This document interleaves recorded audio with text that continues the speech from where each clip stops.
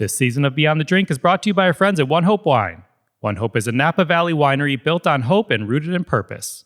Every bottle of their award-winning wine supports a meaningful cause. ONEHOPE has donated over $8 million to causes around the world. To learn more about ONEHOPE Wine, the winery, and to join their wine club, go to onehopewine.com. Follow them on Instagram at ONEHOPE and on Facebook at ONEHOPE Wine. ONEHOPE, we thank you.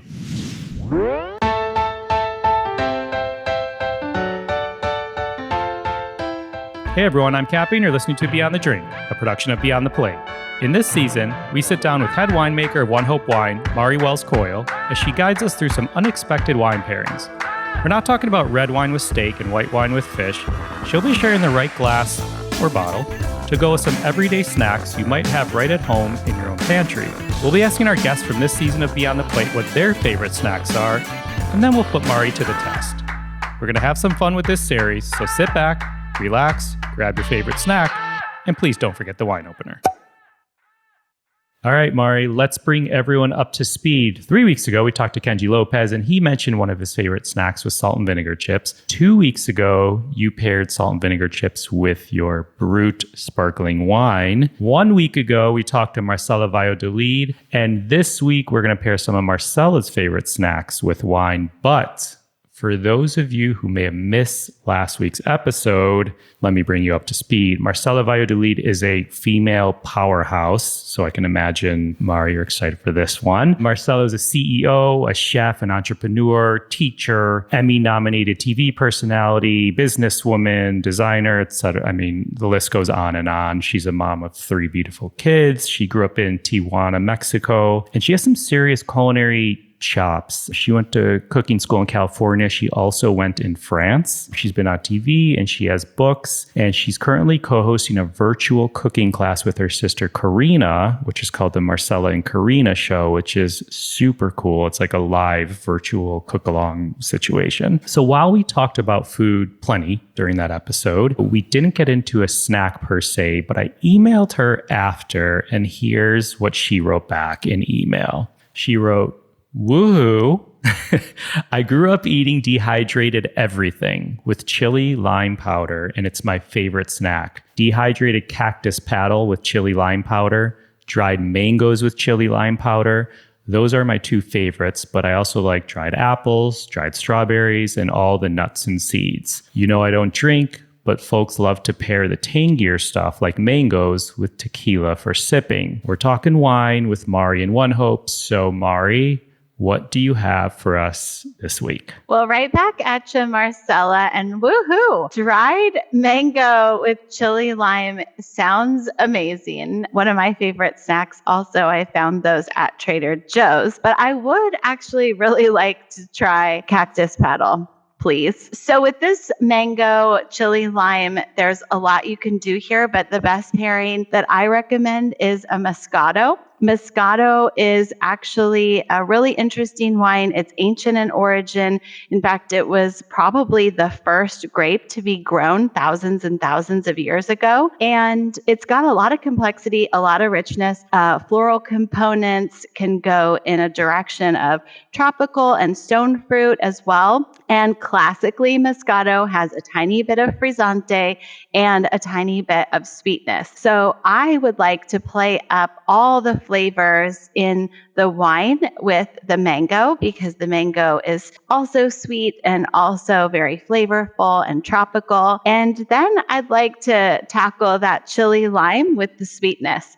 And I think that, anytime you have a chili flavor, a little bit of heat, a little bit of sweetness is always a great pairing. Love it. Let's talk about Moscato. That's interesting. I love hearing history of the grape, but Moscato in general, and I guess misconceptions, because I think we tried, correct me if I'm wrong, we tried this wine when we were out at the winery recently, and it was delicious. But just being extremely honest with the listener, as soon as you mentioned Moscato, some of the people we were with were like, "Oh, I don't like sweet wines." But I'm sure you were prepared for that because everyone was quick to say, no, try it. Here's the deal. And it was delicious. It's not, I think people don't drink sweet wines often and they have that first experience when it's just like syrup and it's not pleasant. And this Moscato was very pleasant. So can you talk about generally how you make it and or misconceptions of Moscato? Absolutely.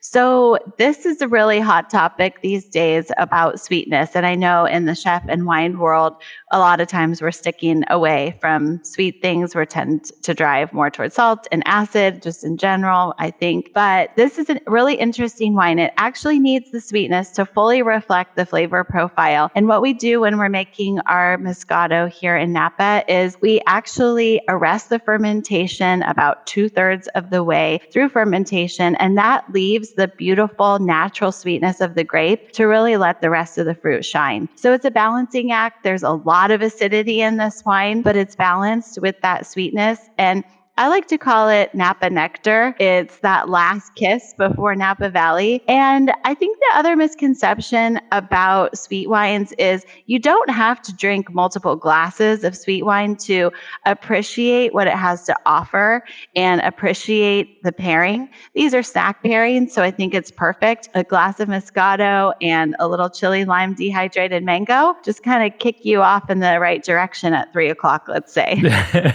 2, 3, 4, whatever. So explain to me further. I think I'm familiar with ice wine in Canada, and correct me if I'm wrong. It's like left on the vine a little longer until the frost to develop more of that sweetness. But how exactly is your Moscato? Like, how does it develop its sweetness? Is it just the grape naturally, or is there something else in the process? Yeah, that's right. It's actually, we pick the Moscato grape at optimal maturity. So it isn't left on the vine extra long. We want the freshness. And most importantly, we do want that acidity because we want the wine to shine and we want it to be balanced. So we pick at optimal maturity, regular grape harvest, bring those grapes in, and then we ferment very cold and we arrest the fermentation. No, it doesn't go to jail and no handcuffs are involved, but we do actually chill that tank down so that the wine can no longer ferment, leaving the resulting sugar. So no CNH, no sugar cubes, just pure grape sweetness. Got it. And if you eat a Moscato grape like off the vine, will you get sweetness from it? Yes.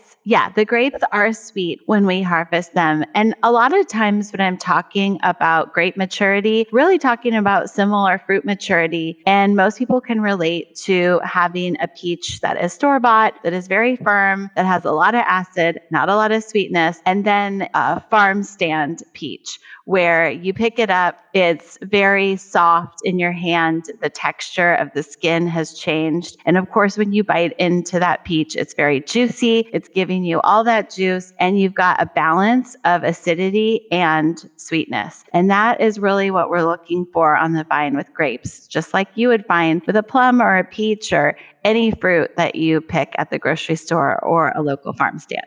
Yeah, I love going to LA or not LA, California in like off produce season. I'm based in Chicago and, I eat lettuce or a peach or a strawberry and I'm like, oh, it tastes like it's supposed to taste. I gave my 3-year-old daughter tomatoes the other day, grape tomatoes, and she ate one and turned to me and goes, Daddy, these tomatoes don't taste so good. I'm like, okay, Miss Critic, but she was right. They weren't summer Jersey, tomatoes. So another thing I found interesting as you were talking about this pairing was you're almost like using sweetness to complement sweetness, which you kind of alluded to. And I guess as a chef, I would think when, why, how would you want to use the opposite flavor profile to bring out sweetness? Does that make sense? Yeah, absolutely. So there's a lot going on in this snack because not only do we have the sweetness of the dehydrated mango, but then we have the Chile-Lime. So in this case, I really am using that sweetness to complement the Chile-Lime. And I think it's a good question that you brought up because really when I'm using pairings as wine education, a lot of times I'm using the complementary flavors or the complementary characteristics or the opposing flavors and opposing characteristics. And really you can do either or you can do both. In this case, we're doing a little bit of both of those methods because we're kind of combating the heat and the chili with the sweetness, but we're also pairing it with the mango. And so we're allowing like flavors of the fruit to really complement the like flavors in the wine.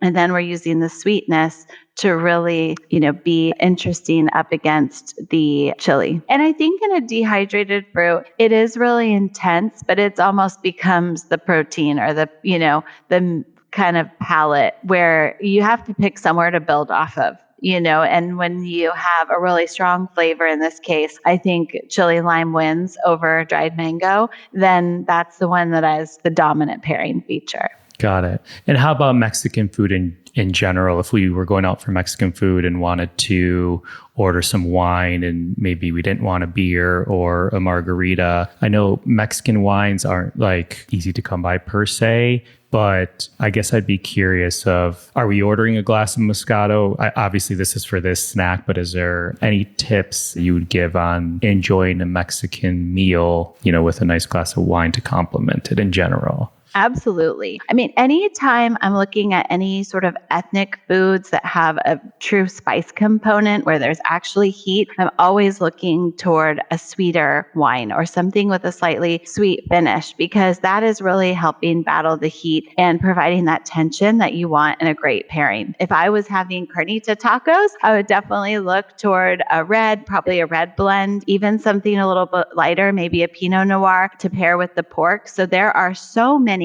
different flavor pairings that you can do with Mexican food. It's not traditional. We typically have a margarita tequila, as Marcela said, or a beer, but there are many, many great wines that pair with Mexican food. And I recommend everybody try one next time they get their takeout. Yeah, I love it. Awesome. Mari, another fun one. I'm going to probably say that every time, but thank you. This was fun. Again, thank you again to you and to ONEHOPE for making this season of Beyond the Drink possible. We appreciate it. Thank you, Cappy. This was great. I'm still going to be looking to Marcela to get me one of those dehydrated cactus petals, because that is one I have not yet tried. I'm sure she'll be glad to send it your way. Thanks, Mari. Have a good rest of the day. All right. Talk to you soon. You too. Say hi to your family. I will. Okay. Thank you. Okay. Bye. If you're interested in the wine Mari talked about in this episode, check out the episode notes in your podcast player or go to beyondtheplatepodcast.com and we'll link you to it. Find me and keep up to date with this podcast across all social media platforms at On Cappy's Plate or go to beyondtheplatepodcast.com. Beyond the Plate is also on social at BT Plate Podcast. This episode was produced by myself along with Ian Cohen, Joe Yetton, and Sean Petrosian. Our digital media producer is Sarah McClellan-Mead. Our music has been composed by Goldfork. Find him at iGoldfork. As always, a special shout out to my wife, Katie. If you have a moment, we love and appreciate it if you could rate or review and subscribe to this podcast on your listening site of choice. Thank you for listening to Beyond the Drink, a production of Beyond the Plate. I'm Cappy.